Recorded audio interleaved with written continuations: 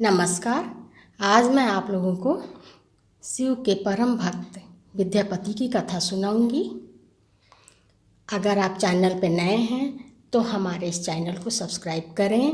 कथा सुनने के बाद वीडियो को लाइक करें, शेयर करें और कमेंट्स में जय माता दी लिखना ना भूलें। तो कथा इस प्रकार से है। विद्यापति मैथिली भाषा के महाकवि थे। उन्होंने भगवान भोलेनाथ पे कई गीतों की रचनाएं की और उनके इन रचनाओं से प्रसन्न होकर एक दिन बाबा भोलेनाथ उनके घर उनके साथ रहने चले आए और उन्होंने एक गरीब व्यक्ति का वेश रखा था और उनके यहाँ आ करके विद्यापति से कहने लगे कि मेरा इस दुनिया में कोई नहीं है, आप मुझे अपने घर में रख लीजिए। तो विद्यापति खुद भी बहुत गरीब थे। उन्होंने कहा कि मैं आपको कैसे रख लूं? तो उन्होंने कहा कि मुझे रख लीजिए और उन्होंने अपना नाम उगना बताया। तो बाबा ने बहुत जिद की कि मुझे रख लीजिए, मुझे कुछ मत देना, सिर्फ मुझे 2 वक्त की रोटी दे देना और 2 वक्त की रोटी के बदले मैं तुम्हारी सेवा कर दिया करूँगा और घर का हर छोटा बड़ा काम कर दिया करूँगा। इस पर उनकी पत्नी राजी हो गई और उन्होंने उगना को रख लिया। उगना जो कि बाबा भोलेनाथ उगना बने हुए थे, उनको रख लिया। इसी तरह से विद्यापति और उगना साथ साथ रहने लगे।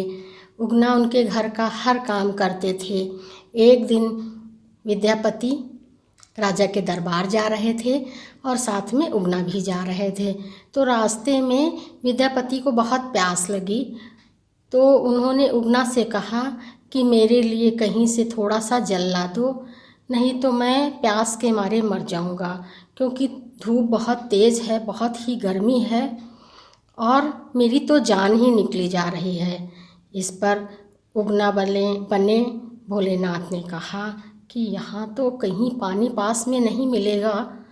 और विद्यापति की ऐसी दशा देखकर उगना विद्यापति की आंखों से थोड़ा ओझल हो गए और अपने वास्तविक रूप में भगवान शिव ने अपनी जटा से 1 लोटा गंगा जल भर के और उगना बन के विद्यापति को दे दिया।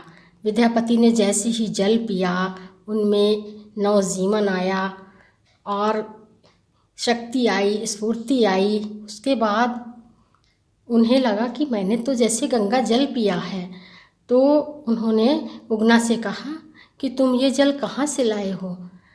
अब तो उगना इधर उधर की बातें करके बात को घुमाने लगे।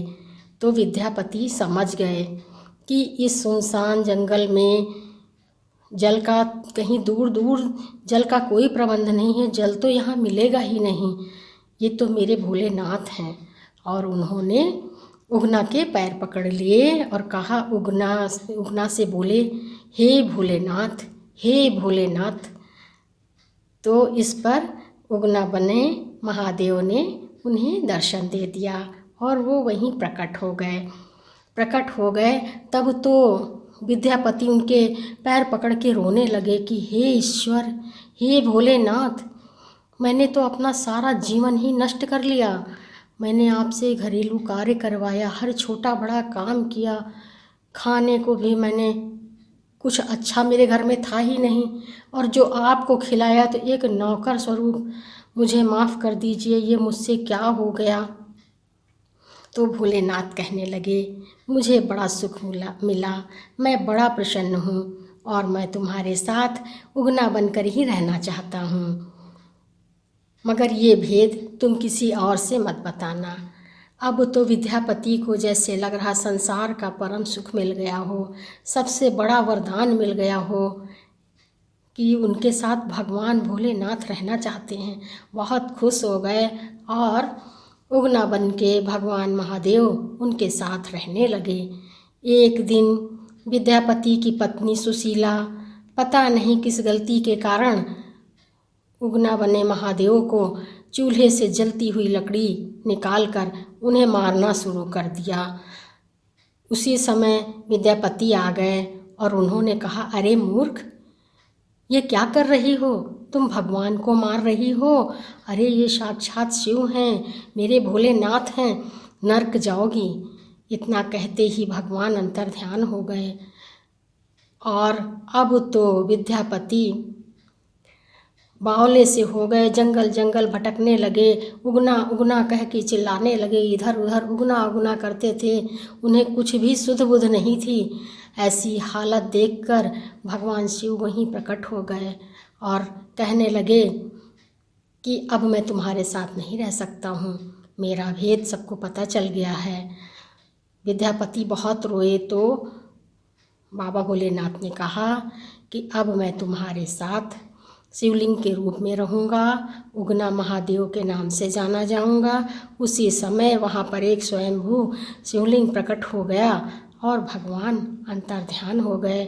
वो शिवलिंग बिहार के मधुबनी जिले के भवानीपुर गांव में है। आज भी उगना महादेव के नाम से जाना जाता है। तो ये थी उगना महादेव की कथा। ऐसे हमारे भोलेनाथ हैं, जिस पर प्रसन्न हो जाएं, उसके घर में गरीबी में हर तरह से रह लेते हैं। बताइए, सुशीला माँ ने भगवान को मार लिया और भगवान ने क्यों सहा? क्योंकि वो अपने प्रिय भक्त, अपने परम भक्त विद्यापति के साथ में रहना चाहते थे। ऐसे हैं हमारे भोलेनाथ, जिस पर प्रसन्न हो जाएं, उसकी झोली खुशियों से भर दें। बोलो बाबा भोलेनाथ की जय, बोलो उगना महादेव की जय। जय श्री कृष्णा, राधे राधे।